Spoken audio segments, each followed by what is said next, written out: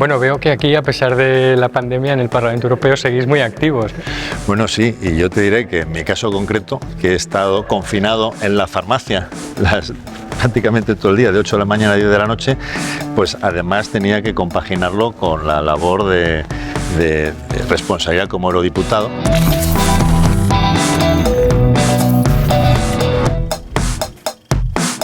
O sea, que habéis estado en videoconferencias, manteniendo el trabajo en comisión. Absolutamente, continuamente, además en unos momentos muy especiales, porque en mi caso, que soy portavoz de transporte y turismo, son de los sectores más afectados por la pandemia, y hemos tenido que aprobar muchas resoluciones, modificar mucha normativa, precisamente para ayudar a ese sector del transporte, y en este caso básicamente a la aviación, sector terriblemente afectado, y el turismo, que no hace falta ni que te cuente.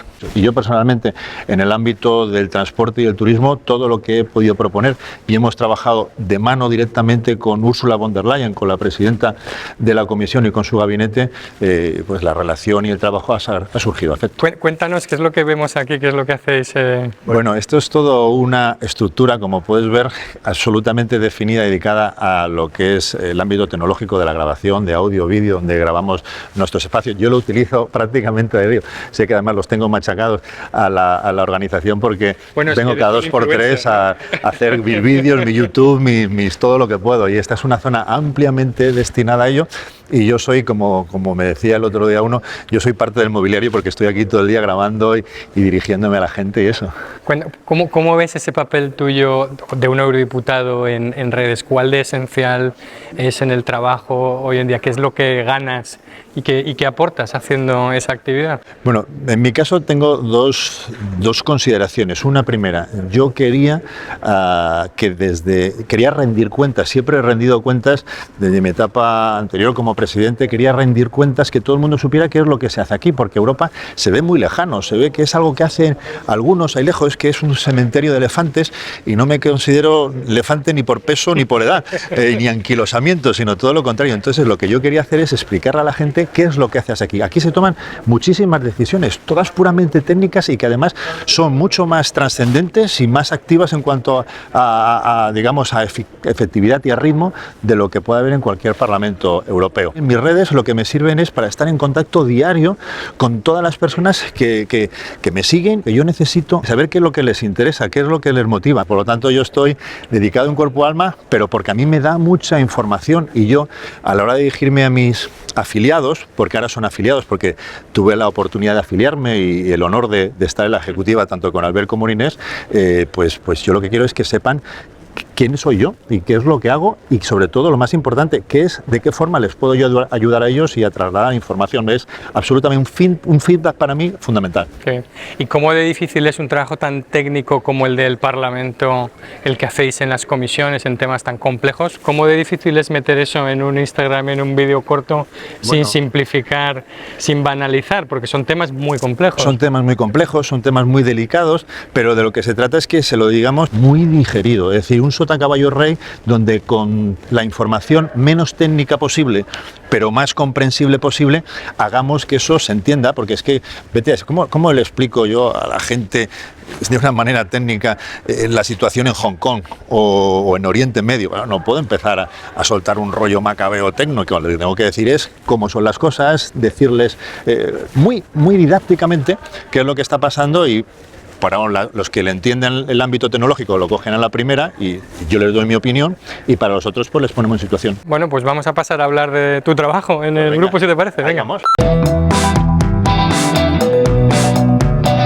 Yes, 1, 2, 3.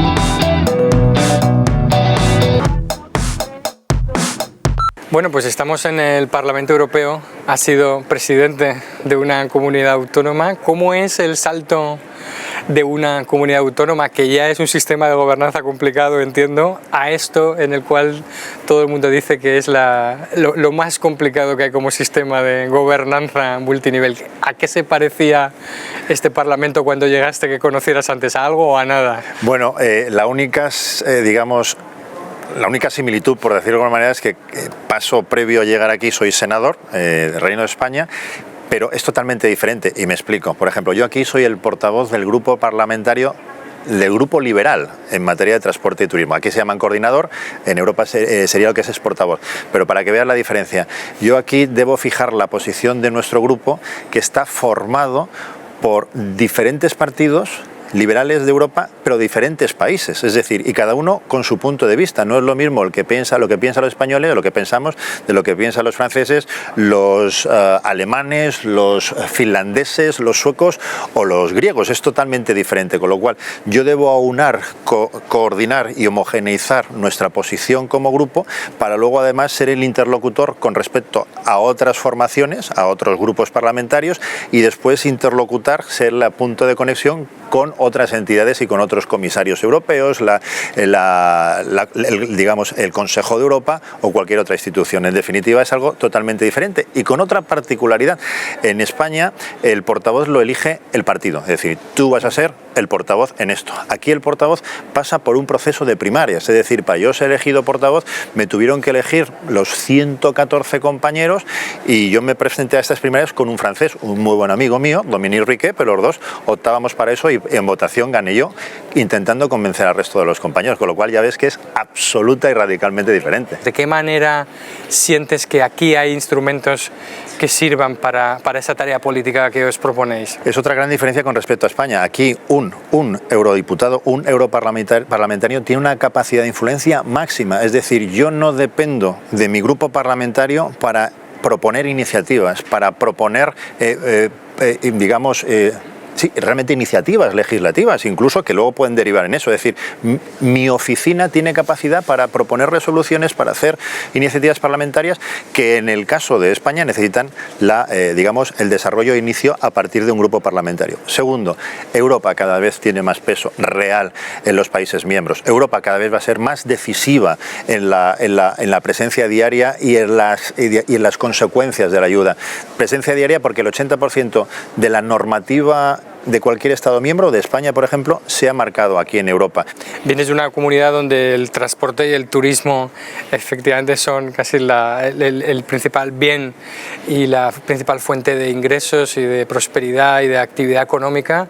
Desde el punto de vista de esta pandemia tan terrible que ha afectado a tantas personas, no solo desde el punto de salud pública, sino desde la economía, ¿cuál es el trabajo en esa sincronización de medidas de transporte y salud, aparte de este, por ejemplo, ejemplo concreto que has mencionado de los slots?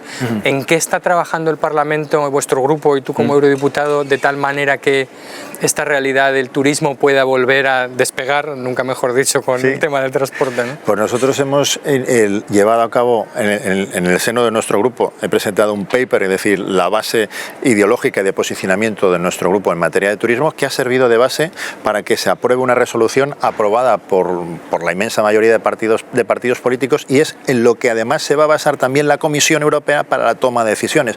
Y una de las cosas más importantes, a las cuales nosotros estamos muy orgullosos, es haber puesto en marcha el concepto de la marca Europa. Es decir, aquí en Europa no había ningún tipo de estrategia comunitaria en el ámbito del turismo, ninguna, absolutamente nada. De hecho, el turismo era como una parte más de ese saco que está dentro de una comisión que se llama comercio, cuando además supone el 10% del PIB de Europa y genera más de 22 millones de puestos de trabajo.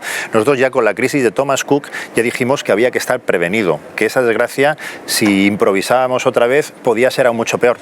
La Comisión no lo tuvo en cuenta.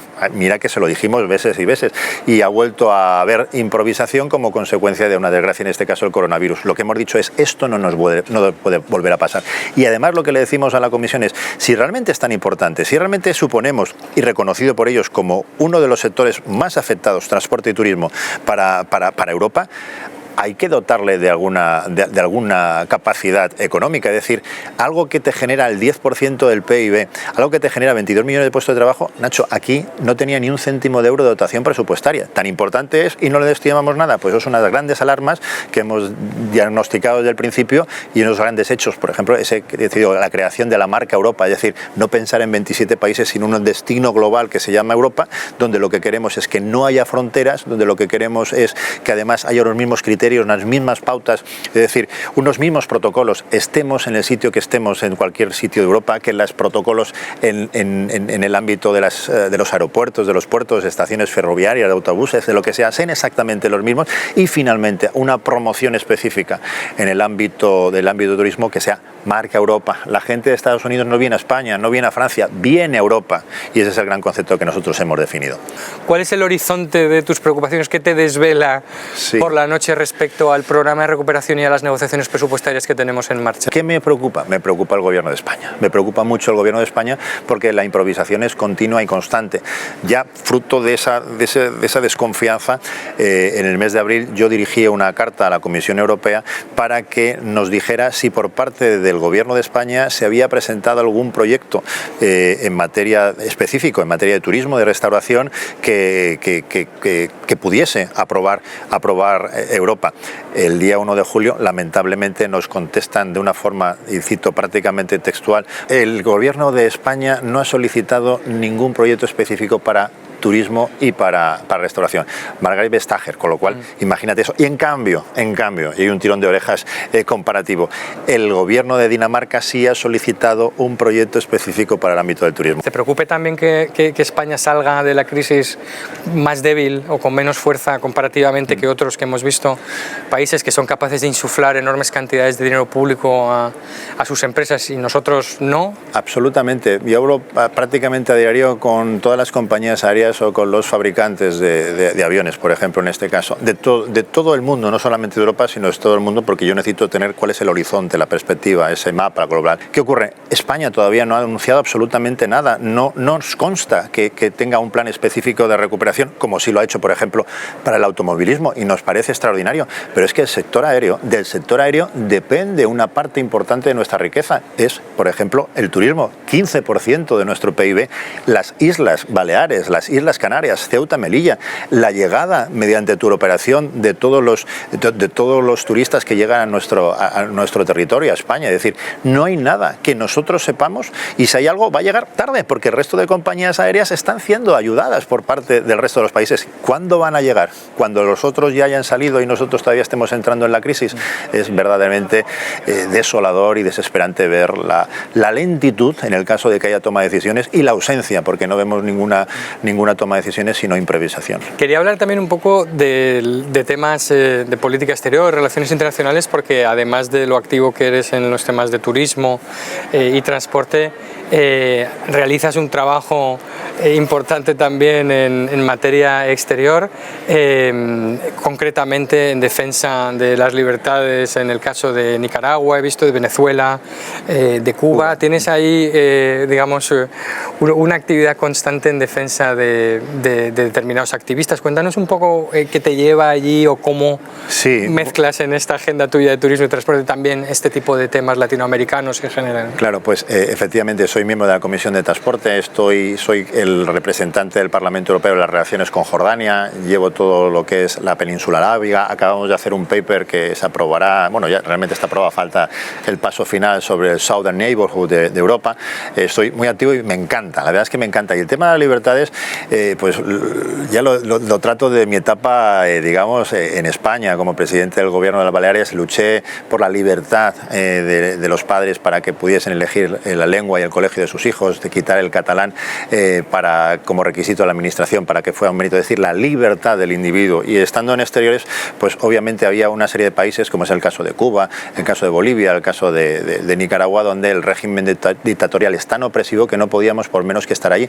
Y de una manera directamente de empezar a trabajar, pues me puse en contacto con los líderes de la oposición, tanto en el ámbito de Nicaragua, Bolivia o Cuba, que son los países que hemos estado comentando. En Nicaragua, pues la verdad he tenido, como en todos, una recepción extraordinaria. Sigo diariamente, he solicitado la imposición. ¿Han puesto, perdón, un apodo? ¿Cómo es? Capitán Europa. Capitán Europa. Capitán Europa, lo cual fue muy gracioso y le estuve muy agradecido al que diseñó esa imagen. Le dije, oye, Capitán América ha desertado ahora, no tengo dinero para pagarte esto.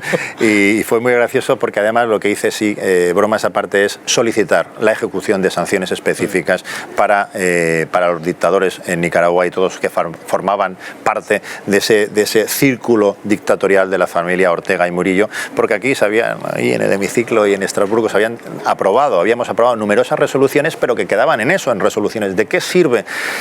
Somos la esperanza de esos países, de esos ciudadanos, de esos pueblos que confían en que Europa realmente sea lo que ellos creen que debe ser.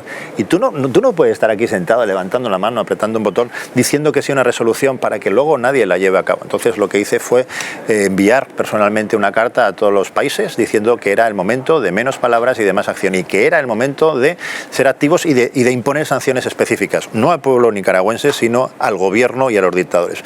Y fue un poco eso así. De hecho, hace unos días hice público también, porque creo que era el momento también de que se supiera de que llevo meses recibiendo amenazas de muerte por parte del régimen de Ortega y Maduro, igual que aquí también con el caso de Cuba.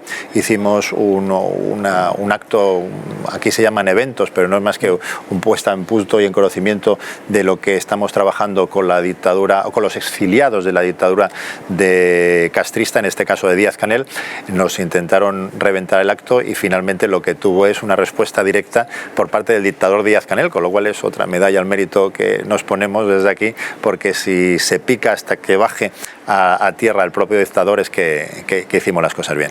Porque vosotros desde el Parlamento tenéis capacidad de pedir las sanciones al Consejo, a la Comisión. Efectivamente. De controlar esa acción. Efectivamente, y es el momento de decir, repito, y además como son miles los mensajes. De hecho, las redes sociales las llevo yo y las quiero llevar yo precisamente porque no quiero intermediarios. Quiero que la gente sepa que aquello que me va a hacer llegar a mí no lo va a llevar otra persona. Yo entiendo que hay gente que lo necesita o que le parece más cómodo que otras personas le gestionen sus redes, pero yo lo que quiero es que la gente confíe en mí, en que sepan que cuando le van a escribir a José Ramón Bauzá, va a ser José Ramón Bauzá que con más prisa o con más retraso les va a responder. Yo siempre lo digo, perdona por haberte contestado tan tarde, pero es que es imposible contestar. Y por parte tanto de Cuba, Bolivia también, o de Nicaragua, aparte de cosas que hemos dicho de otros productos que tenemos aquí en Instagram o en Twitter o en YouTube o demás, claro, depositan algo tan importante como es la vida de sus seres queridos. Te están diciendo, Nacho, oye, que necesito que me ayudes, que la vida de mi hermano, de mi padre, de mi madre, de mis amigos, de mi familia depende de que tú, que estás sentado ahí, por favor te intereses por esto y solicites sanciones. Y algunos mensajes que son absolutamente escalofriantes, que te pone el pelo de punta de la necesidad de ayuda, que hay vidas en juego, y eso es muy delicado. Hace unos días tengo el honor de tener un buen amigo que se llama José Daniel Ferrer, el máximo representante de la oposición cubana, que me contaba justo al salir de su detención, hace 48 horas, que me contaban cómo le detuvieron a él, cómo detuvieron a su hijo, otras cosas que no hace falta comentar, pero es que eso la gente necesita saberlo. Te está diciendo, oye, me han detenido, estaba en la calle, ha venido un coche, ha venido un Lada Blanco, me han metido dentro del coche, me han y tal, mi hijo yo no sabía dónde estaba, lo han detenido también, yo estoy en casa, mi hijo no ha llegado, ¿qué le ha pasado? Esto es un drama y alguien lo tiene que denunciar. No estamos aquí para llevar un traje y una corbata, estamos aquí para machacarnos y para hacer lo que nos toca. ¿Cómo ves el momento actual europeo con una serie de nacionalismos, populismos? España aporta su cuota de nacionalismos populistas al entorno europeo y contra ellos te has fajado también en casa y aquí. Me gustaría que me hablaras de esto, pero también del panorama más amplio. Ciudadanos es un grupo, y Renew en concreto, muy activo en defensa de ese espacio, de ese perímetro de libertades y derechos que representa la Unión Europea, la aplicación de medidas y sanciones de artículo 7 en el caso de Polonia, Hungría. ¿Cómo veis vuestro papel como grupo en ese espacio de lucha contra nacionalismos y populismos y de construcción del proyecto europeo? Primero hay que decir que Ciudadanos nace hace 10 años en Barcelona, en Cataluña, como consecuencia de que hay que luchar contra los nacionalismos. Es un partido que dice, oye, yo nazco porque necesito que el nacionalismo tenga una barrera de contención y que no haya tantas palabras y que haya más hechos. Yo me voy del Partido Popular, del cual he militado 20 años, porque no comparto su pasividad ante el nacionalismo en mis propias Islas Baleares. El propio partido de las Islas Baleares, es el que redacta toda la normativa pro-catalanista, digamos nacionalista. Los nacionalistas no han tenido que hacer absolutamente nada. Bueno, luego llegué yo y cambié toda la normativa y tengo el honor y el orgullo de poder decir que sí, el único presidente autonómico que ha legislado en contra del catalanismo y de los nacionalismos. Y eso es la verdad, y eso para mí es un orgullo, aunque me pese en algunas ocasiones o algunos intentan que les pese. Pues yo estoy... No te puedes imaginar lo cómodo que yo estoy en Ciudadanos. No he tenido que cambiar ni una coma de sitio a la hora de expresarme, ni he tenido que añadir un punto ni quitar una palabra. Me siento... Vamos, más en casa, imposible. Y es Ciudadanos el que está liderando precisamente en España y en Europa, como tú muy bien dices, la lucha con los nacionalismos. Nuestro escudo, nuestro símbolo de un corazón que llevamos por todas partes, lleva la bandera española y lleva la bandera europea. Somos europeístas genéticamente por nacimiento y por convicción. Y tanto aquí como Ciudadanos, en nuestra delegación, como Renew Europe, que es este grupo nuevo que nace ahora, somos los que además decidimos lo que pasa en esta Cámara. Somos la tercera fuerza mayoritaria después de los conservadores del Partido Popular y los socialdemócratas. Se nos debe, no queda más remedio que tener en cuenta para que si nosotros decidimos por aquí o por allá. Somos el partido que en esa línea de defensa del nacionalismo, de defensa de la libertad, de defensa de los derechos humanos, más que nadie está haciendo en esta Cámara. Muy bien, pues terminamos aquí. Solo una pregunta corta para terminar, que me gusta mucho hacer a la gente, que es, si te llamo a las 5 de la mañana y te despierto, ¿qué te tengo que decir para que digas venga? Si me llamas a las 5 de la mañana, tendré siempre el móvil y no me despertarás porque duermo muy poco. Seguramente te diré, ¿qué haces tú a estas horas?